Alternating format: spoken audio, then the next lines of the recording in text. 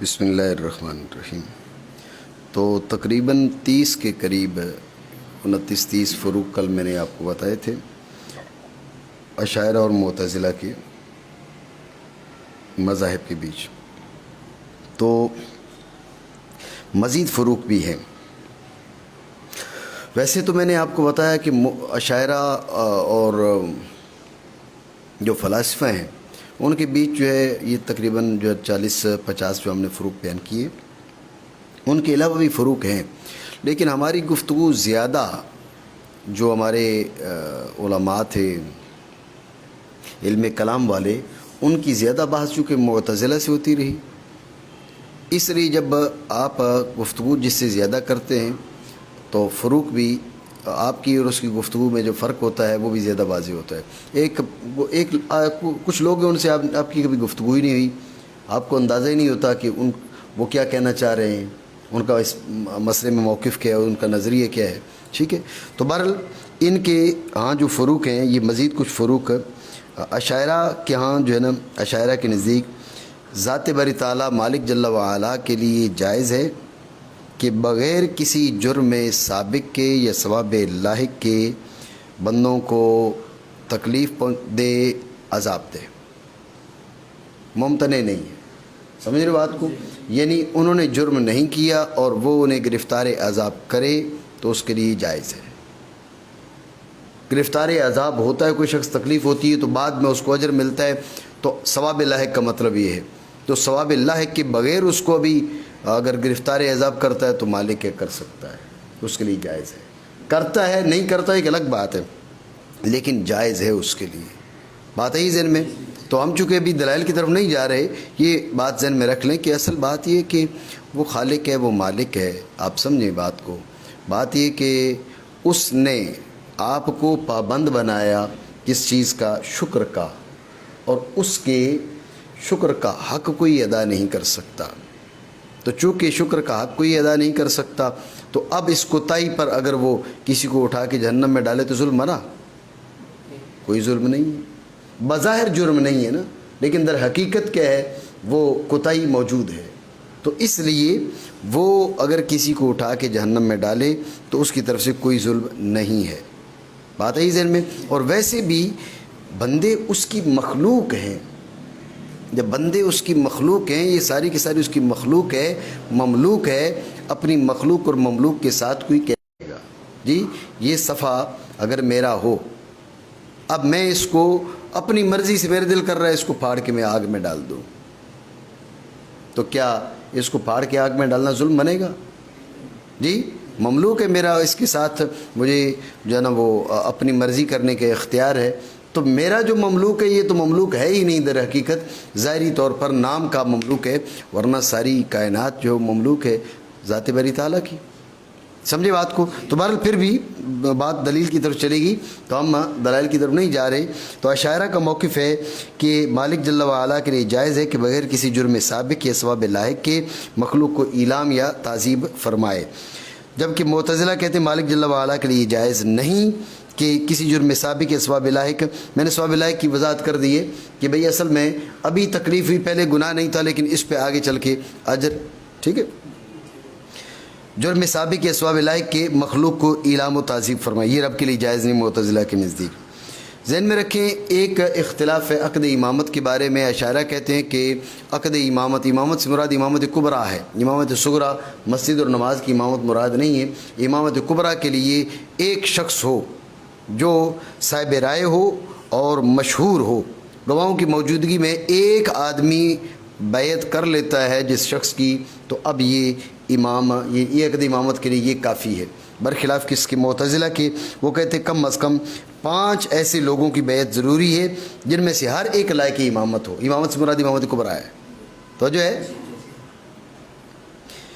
تیسرا فرق، واجب تعالیٰ کے لیے ایسے اسماء و صفات ہو سکتے ہیں جن کا ہمیں علم ہی نہیں ہے، ایسے اسماء اور صفات اس کے لیے ہو سکتے ہیں جن کا ہمیں علم نہیں ہے، جبکہ معتزلہ کہتے ہیں نہیں، جو ہمیں معلوم ہے ان کے علاوہ اسماء و صفات نہیں ہو سکتے۔ بات ہے ذہن میں۔ ایک فرق یہ کہ حادثہ سلامت ہو، مثلا آنکھ حادثہ سلامت ہے، مبصر سامنے ہو، باقی جو شرطیں انہوں نے 8 سے 9 بیان کی ہیں، کل کے درس میں نے آپ کو بتایا تھا مشہور 8 ہیں ان کے یہاں، اور 9ویں شرط بھی بعض نے اضافہ کی ہے، تو 8 یا 9 شرطیں باقی بھی پائی جائیں جب بھی مبصر کو دیکھنا واجب نہیں ہے، ابصار پھر بھی واجب نہیں ہے۔ یہ کہتے ہیں اب ابصار واجب ہے، بات آپ سمجھے نہیں سمجھے؟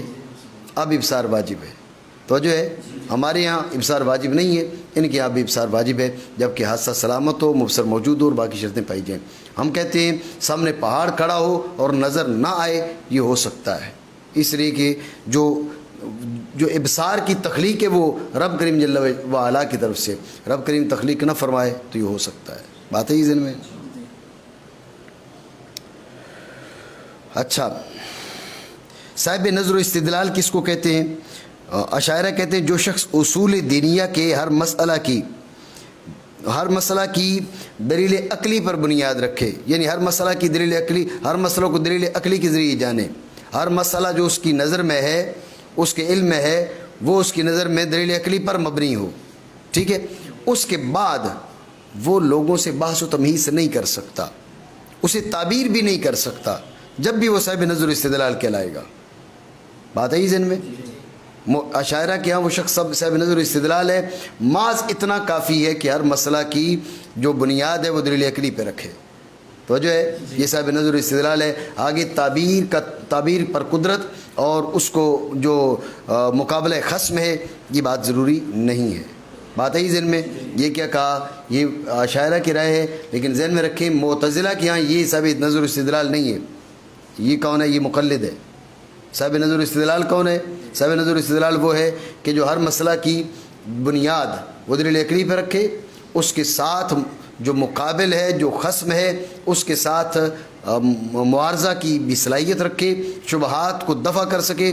یہ 3 شرطیں پائی جائیں گی، ساری شرطیں پائی جائیں گی تو پھر وہ صاحب نظر و استدلال کہلائے گا، ورنہ وہ مقلد کہلائے گا۔ بات سمجھے نہیں؟ ہاں، تکلیف کا فائدہ ابتلا ہے یا ادا ہے؟ ذہن میں رکھیں، جو اشاعرہ ہیں وہ کہتے ہیں تکلیف کا فائدہ ابتلا ہے، جو یہ ہیں معتزلہ وہ کہتے ہیں کہ نہیں، تکلیف کا فائدہ ادا ہے۔ کل ہم نے ایک بات پڑھی تھی، تمہارے ذہن میں ہے یا نہیں، کہ اس میں ہم نے یہ کہا تھا کہ فعل پر تمکن، ادائیگی پر تمکن سے پہلے نسخ ہو سکتا ہے، یہ نہیں ہو سکتا۔ بات سمجھے؟ تو وہ اس پر مبنی ہے، وہ اختلاف جو معتزلہ اور اشاعرہ کے بیچ، یہاں سے بعض اختلافات دوسری بات پر مبنی ہیں، ٹھیک ہے نا؟ بعض بنیادی ہیں اور بعض دوسروں پر مبنی اختلافات ہیں، ٹھیک ہو گیا؟ تو اب یہ چونکہ کہتے ہیں، اشاعرہ کہتے ہیں کہ جو تکلیف ہے اس کا مقصود وہ محض ابتلا ہو سکتا ہے۔ جب اس کا مقصود محض ابتلا ہو سکتا ہے، ادا اس کا مقصود ہونا ضروری نہیں ہے۔ تو اب نماز واجب کی گئی، 50 نمازیں واجب کی گئی۔ معتزلہ کہتے ہیں جب مقصود ادا ہے تو ادائیگی سے پہلے منسوخ کیسے ہو سکتی ہیں؟ یہ تو وجوب بلا فائدہ ہو جائے گا نا۔ یہ جو ایجاب ہے بلا فائدہ ہے، کہ مقصد ہی نہیں ہے، اللہ رب العالمین نے واجب کیے اور ادائیگی کا موقع ہی نہیں ملا، ادائیگی کا موقع ملنے سے پہلے وہ منسوخ ہو گئی، تو جو مقصود تھا وہ حاصل نہیں ہوا، یہ ایجاب بلا فائدہ بنے گا۔ اشاعرہ کہتے نہیں، جو تکلیف کا فائدہ ہے وہ ابتلا ہے، ادا نہیں ہے۔ ابتلا کہ بھئی ایمان لے آیا، مثلا تمہیں کہا 50 نمازیں پڑھو، تم نے کہا ٹھیک ہے، حاضر ہے۔ اب تم اس پہ ایمان لے، آمنا وصدق نہ کہا، تو ذہن میں رکھیں جو فائدہ تھا وہ حاصل ہو گیا ہے، اب فائدہ کے حصول کے بعد اس کو منسوخ کیا جا سکتا ہے۔ بات سمجھے نہیں جی؟ تو تکلیف کا فائدہ ابتلا ہے نہ کہ ادا، یہ اشاعرہ کے نزدیک، اور معتزلہ کے نزدیک تکلیف کا فائدہ ادا ہے نہ کہ ابتلا۔ ٹھیک ہو گیا؟ جو قرآن عظیم کے اندر آیات مختلف قسم کی، جیسے نا الرحمن علی العرش استوى، تو استوا کی جو تعویل ہے، استوا کی جو تعویل ہے استیلا کے ساتھ، اشاعرہ کہتے ہیں جائز نہیں ہے۔ بات سمجھی؟ معتزلہ کہتے ہیں درست ہے، اشاعرہ کے نزدیک درست نہیں، استوا کی تعویل استیلا کے ساتھ، اشاعرہ کے درست نہیں ہے، معتزلہ کے درست ہے۔ اس میں اختلاف انشاءاللہ مزید اس کی جو وضاحت ہے وہ ماتریدی اور اشاعرہ کے بیچ اختلاف میں اس کو ذکر کروں گا میں۔ بات سمجھ رہے ہو نہیں؟ ہاں، اس میں کچھ تفصیل بھی کریں گے۔ علم نظری ضروری بن سکتا ہے یا نہیں بن سکتا؟ ہے علم نظری، لیکن وہ منقلب اور ضروری ہو جائے. اشاعرہ کہتے ہو سکتا ہے، معتزلہ کہتے نہیں ہو سکتا. بات سمجھے؟ تو اشاعرہ کے ہاں صفات باری تعالیٰ سے متعلق علم نظری جو ہے وہ ضروری بن سکتا ہے، منقلب ہو سکتا ہے، جبکہ جو معتزلہ ہے ان کے یہاں نہیں ہو سکتا. سمجھو بات کو. جو علوم ہیں، علم بھی عرض ہے، ذہن میں رکھنا، علم بھی عرض ہے، تو علم کی بقا ممکن ہے یا نہیں؟ تو جو ہے علم کی بقا ممکن ہے یا نہیں؟ ذہن میں رکھیں، دیگر جو آراز ہیں ان میں سے کسی کی بقا ممکن نہیں ہے.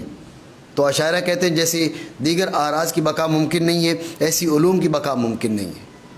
معتزلہ کہتے ہیں علوم کی دو قسمیں ہیں، ایک وہ علوم ہے جن سے تکلیف کا تعلق ہے، ایک وہ علوم ہے جن سے تکلیف کا تعلق نہیں ہے. وہ علوم جن سے تکلیف کا تعلق نہیں ہے، چاہے وہ ضروریہ ہوں، وہ مکتسبہ ہوں، بہر حال وہ باقی رہ سکتے ہیں. آپ دیکھیں نا، دیگر آراز کی مانند علوم کی بقا بھی ممکن ہے. یہ اشاعرہ کی رائے ہے. معتزلہ کیا کہہ رہے ہیں؟ وہ علوم ضروریہ و مکتسبہ جن سے تکلیف کا تعلق نہیں وہ باقی رہ سکتے، جن سے تکلیف کا تعلق وہ باقی نہیں رہ سکتے. ارادہ وہ صفت ہے جی، مطلب عرض جو ہے نا، اشاعرہ کے ہاں عرض 2 لمحے باقی نہیں رہتی، 2 آن باقی نہیں رہتی. آنن فآنن اللہ رب العالمین کی طرف سے نئے سرے سے اس کو تخلیق کیا جاتا ہے. جو عرض ہے قائم بالجوہر ہے، ہماری جو آراز، ہمارے ساتھ جو آراز قائم ہیں، یہ ہر لمحے ہر آن نئی تخلیق ہو رہی ہے، نئی عرض اللہ رب العالمین کی طرف سے تخلیق ہو رہی ہے. 2 آن یہ موجود نہیں ہے آراز. سمجھے بات کو؟ اسی طرح علم بھی 2 آن موجود نہیں ہے. ہر آن، اشاعرہ کی رائے ہے، ہر آن کے نئے سرے سے تخلیق کیا جا رہا ہے، برخلاف کس کے؟ معتزلہ کے. وہ کہتے ہیں نہیں، وہ باقی رہ سکتا ہے. ٹھیک ہو گیا؟ ارادہ وہ صفت ہے جو مقدور کی 2 طرفوں میں سے کسی ایک کی مخصص بالوقوع بنتی ہے. تو جو ہے مسئلہ یہ ہوتا ہے کہ ایک چیز مقدور ہے، ایک چیز کرنے کی قدرت ہے، قدرت الگ چیز ہے. تو ارادہ کیا ہے؟ آپ دیکھیں نا، آپ کھڑے بھی ہو سکتے ہیں، بیٹھ بھی سکتے ہیں. یہ یوں کہیے کہ کھڑے ہو بھی سکتے ہیں اور نہیں بھی ہو سکتے. مقدور ایک بنائیں، آپ کھڑے ہو بھی سکتے ہیں اور نہیں بھی ہو سکتے. اب کھڑے ہونے والی جہت کی تخصیص کر لی آپ نے، آگے چل کے پھر کھڑے ہوں گے. کھڑے ہونے والی جہت کی جو تخصیص ہے نا، پہلے تخصیص ہوگی. بات سمجھے؟ وہ جو تخصیص ہے وہ ارادہ ہے. آپ کے ذہن میں آیا کھڑے ہو جانا چاہیے، سمجھے بات کو؟ تو اسے کہتے ہیں کھڑے ہونے کا ارادہ کیے. بات نہیں سمجھے آپ؟ ٹھیک ہے. تو یہ ویسے تو وضاحت میں نے مثال جو دی ہے مخلوق کے حساب سے دی ہے، لیکن یہاں پر جو ہے وہ صفات باری تعالیٰ کے لحاظ سے ہے.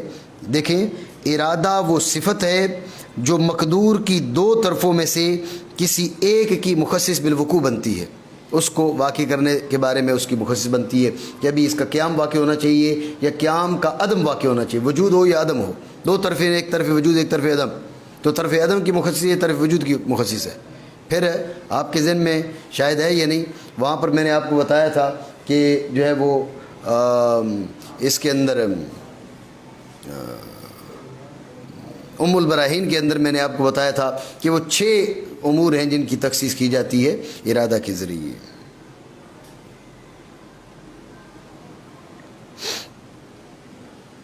جبکہ معتزلہ کیا کہتے ہیں؟ کہتے ہیں ارادہ اور امر ایک دوسرے کے موافق ہے. ارادہ اور امر ایک دوسرے کے موافق ہیں، لہٰذا ذات باری تعالیٰ کسی شے کا امر فرمائے تو اس کا مرید بھی ہے. وہ ارادہ اور امر کو موافق قرار دیتے ہیں. اور اشاعرہ کہتے ہیں ارادہ کیا ہے؟ وہ ایک شے کی 2 طرفوں میں سے ایک کی مخصص بالوقوع، یہ ارادہ ہے. سمجھے بات کو؟ ممنوع عن الفعل، ممنوع ہوتے ہوئے اسے قدرت ہو سکتی ہے نہیں ہو سکتی. ممنوع عن الفعل جسے فعل سے روکا گیا جی، تو اس حال میں اس کو قدرت مل سکتی ہے یا نہیں مل سکتی؟ تو اشاعرہ کہتے ہیں جس حال میں روکا گیا اس حال میں اس کو قدرت نہیں دی جا سکتی. سمجھے بات کو؟ جبکہ معتزلہ کہتے ہیں جس حال میں روکا گیا اسی حال میں قدرت دی جا سکتی ہے. سمجھے بات کو؟ ممنوع عن الفعل کی ممنوع ہوتے ہوئے قدرت برفعل ممکن نہیں اشاعرہ کے ہاں، اور معتزلہ کے ہاں ممنوع عن الفعل کی قدرت برفعل جائز ہے. ایک قدرت دو ضدوں سے متعلق نہیں ہوتی اور نہ ہی دو مقدوروں سے متعلق ہوتی ہے. ایک ہی قدرت دو ضدوں سے متعلق ہو جائے, ٹھیک ہے, اور دو مقدوروں سے متعلق ہو جائے, ایسا نہیں ہے. معتزلہ کیا کہتے ہیں؟ بندے کی قدرت اس کے جمیع مقدورات سے متعلق ہوتی ہے تاکہ دو ضدوں سے متعلق ہو جاتی ہے. سمجھے بات کو؟ ایک ہی قدرت دو ضدوں سے متعلق ہو جاتی ہے. کھڑا ہونا اور کھڑا نہ ہونا, وہ چلو وہ تو ضدیں اصطلاحی طور پر نہیں کہلائیں گی, بطور مثال, بطور نظیر. بات ہے ذہن میں, ٹھیک ہو گیا. جسم کی تعریف میں بھی اختلاف ہے, ذہن میں رکھیں. جو اشاعرہ کہتے ہیں جسم وہ متحیز ہے. یہ میں وہ زی متحیز لکھ کیا, یہ غلطی, پہلے میں زی حیز لکھا تھا تو پھر حیز کو ہٹا کے میں نے متحیز لکھا تو وہ زی باقی رہ گیا. تو جسم وہ متحیز ہے جو قابل قسمت ہو. متحیز قابل قسمت یہ جسم ہے. تو جو ہے یہ اشاعرہ کے ہاں. اب یہ جو طول عرض عمق یہ جو کہا جاتا ہے یہ اشاعرہ کے ہاں تعریف نہیں ہے. اشاعرہ کہتے ہیں المتحیز القابل للقسمت, وہ متحیز جو قابل قسمت ہو یہ جسم ہے. تو جو ہے اس لیے اشاعرہ کے ہاں دو اجزاء لا تتجزا سے مل کر جسم بن سکتا ہے. ٹھیک ہے, دو اجزاء لا تتجزا سے مل کر جسم بن سکتا ہے اشاعرہ کے ہاں. کیونکہ طویل عریض عمیق یہ اصطلاح اشاعرہ کی نہیں ہے, جمہور اشاعرہ کی بات ہو رہی ہے. تو معتزلہ کیا کہتے ہیں؟ جسم طویل عریض عمیق کا نام ہے. تو اب ان کے بیچ اختلاف کیا ہوگا کہ اشاعرہ کہتے ہیں بھائی دو اجزاء لا تتجزا سے جسم بن سکتا ہے, برخلاف معتزلہ کہ وہ کہتے ہیں کم از کم 6 سے بنے گا, ورنہ طول عرض عمق حاصل ہی نہیں ہوتا. نہیں سمجھیو؟ صفات باری تعالیٰ زائدہ بر ذات ہیں اور ذات باری تعالیٰ کے ساتھ قائم ہے اشاعرہ کے ہاں. ٹھیک ہے, غیر نہیں ہے, زائد ہونا اور بات اور غیر ہونا اور بات ہے. سمجھے بات کو؟ یہ ہم انشاءاللہ شرح قائد میں مزید تفصیل اس کی آئے گی. جبکہ معتزلہ کہتے ہیں صفات باری تعالیٰ ذات باری تعالیٰ کا عین ہے. صفات باری تعالیٰ ذات باری تعالیٰ کا عین ہے, زائد بر ذات نہیں ہے. اب دیکھیں یہ باقی یہ جو ہے نا صفات, استوا ہے, وجہ ہے, ید ہے, عین ہے, قدم ہے, اصبع ہے, یمین ہے, جنب ہے, یہ ساری کی ساری صفات ثابتہ للہ تعالیٰ ہے. سمجھے بات کو؟ اشاعرہ کے ہم. معتزلہ کیا کہتے ہیں؟ ید سے مراد نعمت ہے مجازن. اسی طرح وہ کیا کہیں گے؟ ید کی بات ہے نا, استوا ہے, وجہ ہے, عین ہے, قدم ہے, اصبع ہے, یمین ہے, جنب ہے, تو ان سے مختلف مجازن اور معنی مراد ہیں. جیسے ید سے مراد نعمت مجازن, تو اب یہ صفت قائمہ بالباری تعالیٰ نہیں ہے, صفت ثابتہ للہ تعالیٰ نہیں ہے. اشاعرہ کے ہاں ید صفت ثابتہ للہ تعالیٰ ہے, اور وہ کہتے ہیں نہیں اس سے مجازن نعمت مراد ہے, صفت ثابتہ للہ تعالیٰ نہیں ہے. بات سمجھے نہیں؟ اسی طرح دیگر بھی افعال عباد اکیلے قدرت الہیہ سے پائے جاتے ہیں اشاعرہ کے ہاں. معتزلہ کیا کہتے ہیں؟ افعال اختیاریہ اکیلے بندے کی قدرت سے حاصل ہوتے ہیں. کتنا فرق ہے؟ اشاعرہ کہتے ہیں افعال عباد اختیاریہ غیر اختیاریہ وہ محض قدرت الہیہ سے ہوتے ہیں, بندے کا زیادہ سے زیادہ کسب ہے, قدرت رب کریم جل وعلا کی ہے. بات سمجھے؟ برخلاف کس کے؟ معتزلہ کے. معتزلہ کا یہ کہنا ہے کہ بندے کے افعال غیر اختیاری کی بات نہیں ہو رہی, جو افعال اختیاریہ ہیں بندے کے افعال اختیاریہ یہ بندے کی قدرت سے ہیں. اس کی کچھ وضاحت بھی لکھ دی. بئی معنی کہ رب تعالیٰ اپنے اختیار سے بندے کو عقل اور قدرت عطا فرماتے ہیں. دو چیزیں رب نے عقل اور قدرت دے دی, پھر یہ دو چیزیں اور بندے کی جانب سے پائے جانے والے ارادہ, ان تین چیزوں کے مجموعے سے پھر کیا مقدور پایا جاتا ہے. بات ہے ذہن میں؟ ترجیح محض اختیار کے مقدور کی دو طرفیں, تو جو ہے جیسے میں نے کہا کھڑا ہونا, کھڑے ہونے کی دو طرفیں, کھڑا ہونا, کھڑا نہ ہونا, اس کی دو طرفیں, اختیار ان میں سے کسی ایک طرف سے تعلق پکڑ گیا. دائی کوئی نہیں تھا, کوئی امر, کوئی باعث نہیں تھا کھڑے ہونے کا, لیکن کیا ہے اختیار کا تعلق اس کے وجود سے ہو گیا. بات سمجھے؟ تو ترجیح سے بھی ہو سکتی ہے. بات ہے ذہن میں؟ ترجیح سے بھی ہو سکتی ہے کہ آپ کا جو اختیار ہے وہ مقدور کی دو طرفوں میں سے کسی ایک طرف سے متعلق ہو گیا. ٹھیک ہے نا. اصل میں جو وہ کہتے ہیں نا ترجیح بلا مرجع جائز نہیں ہے, تو ہم کیا کہتے ہیں؟ ہم کہتے ہیں بھائی فاعل مختار خود مرجع بن سکتا ہے, فاعل مختار خود ترجیح دے سکتا ہے. بھائی میں چاہتا ہوں کہ یہ کھڑا رہے, دائی کسی اور امر کسی باعث کا ہونا ضروری نہیں ہے. میری بات آپ سمجھے نہیں سمجھے؟ آپ دیکھیں کہ ترجیح محض اختیار کے مقدور کی دو طرفوں میں سے کسی ایک سے تعلق سے بھی جائز ہے, یعنی ترجیح جائز ہے. ترجیح ہو گیا مبتدا اور جائز ہے خبر. ٹھیک ہے نا. تو محض اختیار کے مقدور کی دو طرفوں میں سے کسی ایک سے تعلق سے بھی جائز ہے, چاہے اس طرف کی جانب کا کوئی دائی موجود ہو یا نہ ہو. ٹھیک ہو گیا. یہ اشاعرہ معتزلہ کیا کہتے ہیں کہ ہاں بندے کی قدرت فعل میں مؤثر ہو ہی نہیں سکتی الا آ کے اس کے ساتھ مرجع نہ ملے. ایسا مرجع جسے دائی کا نام دیا جاتا ہے. کوئی دائی ہوگا تو یہ کھڑا ہوگا, ورنہ کھڑا نہیں ہو سکتا. بندے کی قدرت کا اس سے تعلق نہیں بنتا. بات آئی ذہن میں؟ قرآن عظیم میں وارد ہونے والے ختم, اکنہ, طبع, طوی علی قلوبہم, جی اقفال نہ اقفال, اس سے مراد کیا ہے؟ دلوں کے اندر خلق دلالت. اللہ رب العالمین نے مطلب طوی علی قلوبہم, اسی طرح ام علی قلوبہم اقفالھا, تو یہ سارے کے سارے اس سے مراد ہے کہ ان کے دلوں میں رب نے گمراہی تخلیق کی. کیا کی؟ گمراہی تخلیق کی. خلق دلالت مراد ہے. تو جو ہے نہیں ہے یہ کہہ رہے ہیں اشاعرہ. معتزلہ کہتے ہیں نہیں, بات یہ کہ یہ ساری کی ساری دلالت کبھی ہے نا. جب کبھی ہے تو اللہ رب العالمین کبھی کو تخلیق ہی نہیں فرماتا. بات ہے ذہن میں؟ ان کی کبھی کی تخلیق نہیں ہو سکتی. کبھی کی تخلیق جو ہے خود کبھی ہے, اس سے ذات باری تعالیٰ سے اس کا تعلق نہیں ہوتا.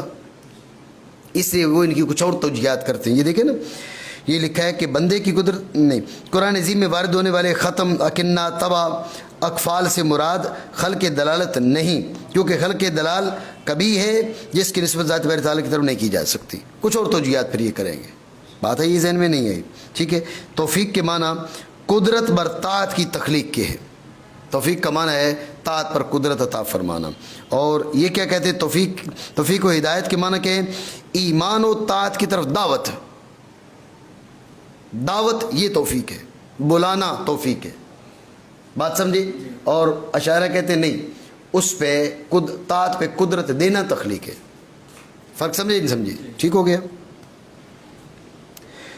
جو بندہ کوئی کسی کو قتل کر دیتا ہے تو اپنی موت سے مرا یا اپنی موت سے پہلے مر گیا؟ ہمارے جو اشاعرہ ہیں وہ کہتے ہیں اپنی موت سے مرا. قاری صاحب ہاں ٹھیک ہے, کر لیں, جلدی کر لیں. توجہ ہے آپ کی؟ تو مقتول اپنی موت سے مرا اشاعرہ کے ہاں. معتزلہ کہتے ہیں نہیں, موت سے پہلے مر گیا ہے. اگر یہ ذہن میں رکھیں, اگر یہ زندہ رہتا, یہ اس کو قتل نہ کرتا تو یہ اور زندہ رہتا.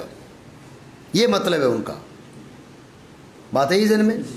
بعض معتزلہ ان میں سے ایسے ہیں جو کہتے ہیں نہیں, یہ اسے قتل نہ کرتا, مر پھر بھی جاتا, ابھی مر جاتا. یہ ذہن میں رکھیں. یہ بھی جو اہل سنت ہے ان کا موقف نہیں ہے. اہل سنت کہتے ہیں کہ بھائی یہ قتل نہ کرتا تو پھر بھی مر جانا لازمی نہیں ہے اور زندہ رہنا بھی لازمی نہیں ہے. دونوں لازمی نہیں. جیسے اس کے بارے میں فیصلہ الہی ہے, اس کے بارے میں مشیت الہی ویسی ہوتا. بات ہے ہی ذہن میں. یعنی معتزلہ کے جو جمہور ہے وہ کہتے ہیں کہ مقتول اپنی آئی پہ نہیں مرا, اپنی آئی سے پہلے مر گیا, اپنی مقررہ مدت سے پہلے مر گیا, اور قاتل نے تقدیر الہی میں جو ہے نا وہ تبدیلی کر دی, تغییر کر دی. معتزلہ کی رائے جمہور کی, اپنی موت سے پہلے مر گیا. مطلب اگر یہ قتل نہ کرتا تو وہ اور زندہ رہتا. ٹھیک ہے. بعض معتزلہ نے کہا نہیں, یہ مرا تو اپنی موت سے پہلے ہے, لیکن یہ اس کو قتل نہ کرتا تو جب بھی یہ اسی وقت مر جاتا. ٹھیک ہے. عجیب قسم کا ان کا موقف ہے. لیکن اہل سنت کا موقف یہ ہے کہ یہ اپنی موت پہ مرا ہے, یہ اس کو قتل نہ کرتا تو اب نہ اس کا زندہ رہنا لازم نہ زندہ نہ رہنا لازم. مر جانا یقیناً قطعاً بھی مر جانا لازم. ہم دونوں نہیں کہتے, بلکہ اس کا معاملہ مشیت الہی کے سپرد ہے.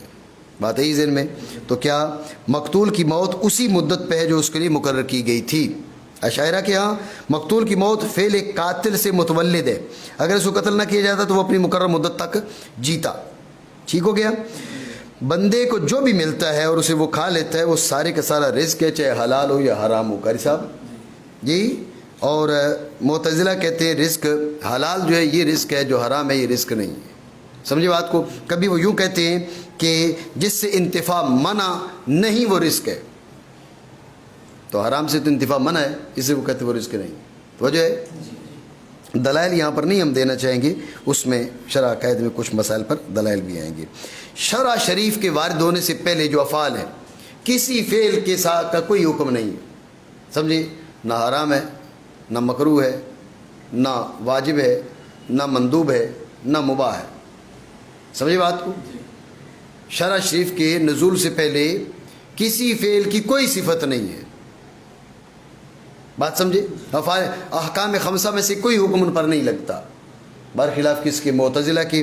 معتزلہ کہتے ہیں نہیں, بات یہ کہ افعال دو طرح کے ہیں, ایک اضطراریہ اور ایک غیر اضطراریہ. افعال غیر اضطراریہ ہوں اور ان کی جہت حسن اور قبح عقل معلوم کر سکتی ہو. فعل غیر اضطراری ہو, جہت حسن و قبح عقل معلوم کر سکتی ہو, تو اب یہ جو ہے وہ اقسام خمسہ ان میں جاری ہوں گی شرع شریف کے نزول سے پہلے بھی. بات سمجھے نہیں. جو نبوت کا جھوٹا دعوے دار ہے, نبوت کا جھوٹا مدعی, اس کے ہاتھ پہ معجزہ ظاہر ہو سکتا ہے, ظاہر نہیں ہو سکتا.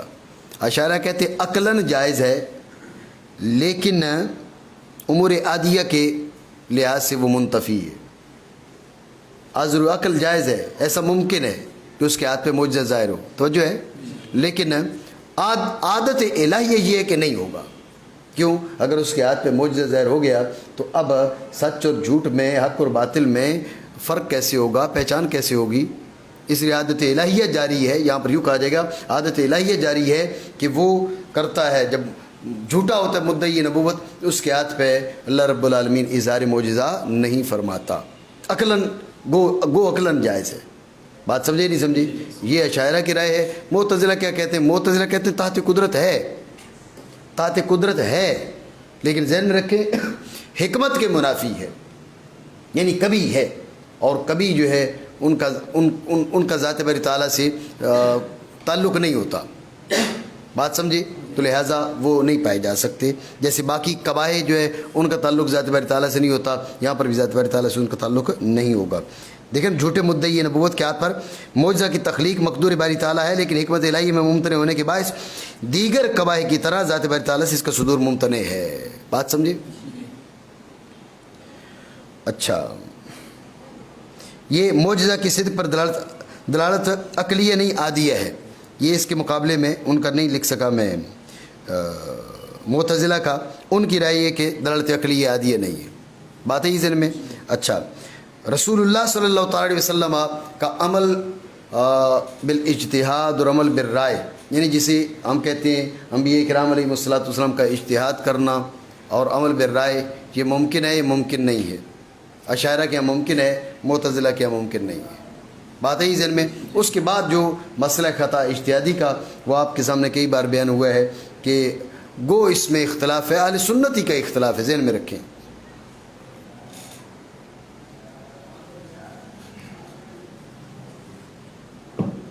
نظر ہے تو اس لیے 15 حوالے آپ کو مل سکتے ہیں اس پر نا.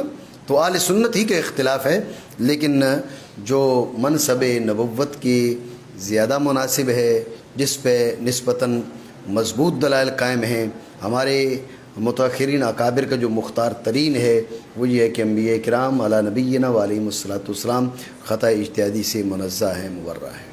سمجھے بات کو؟ تو وہ جو عصمت اور حفاظت ہے نا, تو اس میں یہ بات آتی ہے. اور میرا اس کے بارے میں مختصر سا رسالہ ہے, وہ زیر تکمیل ہے. تو آیا جو خطا اجتہادی ہے وہ عصمت کا متعلق بنتا ہے یا نہیں بنتا؟ ٹھیک ہے, تو ہمارے بعض علماء نے تصریح کی ہے اس بات کی کہ بنتا ہے. ٹھیک ہے, بات کہیں اور چلی جائے گی, اس لیے وہ انشاءاللہ پھر کسی نشست میں. ٹھیک ہے اظہار. تو معتزلہ کے یہاں کہ عمل بالاجتہاد والرائے ممکن نہیں ہے نبی صلی اللہ تعالیٰ علیہ وسلم سے, اور اشاعرہ کے یہاں ممکن ہے. انبیاء کرام ملائکہ سے مطلقاً افضل ہے, سارے کے سارے انبیاء سارے کے سارے ملائکہ سے مطلقاً افضل ہے, برخلاف معتزلہ کے. معتزلہ کہتے ہیں کہ فرشتے تمام انسانوں سے افضل ہیں, چاہے انسان اولیاء ہوں, علماء ہوں, اہل ایمان ہوں, جب ایمان ہوں, یا برگزیدہ شخصیات ہوں جیسے انبیاء کرام, رسول اعظام, ان سے فرشتے اعلیٰ ہیں. بات سمجھے؟ آج کے لیے کافی امید ہے. ایک جو ہے نا وہ درس اور ہو جائے گا, مزید ان کے جو اختلافات ہیں اشاعرہ اور معتزلہ کے بیچ وہ کل کر لیتے ہیں. ٹھیک ہو گیا؟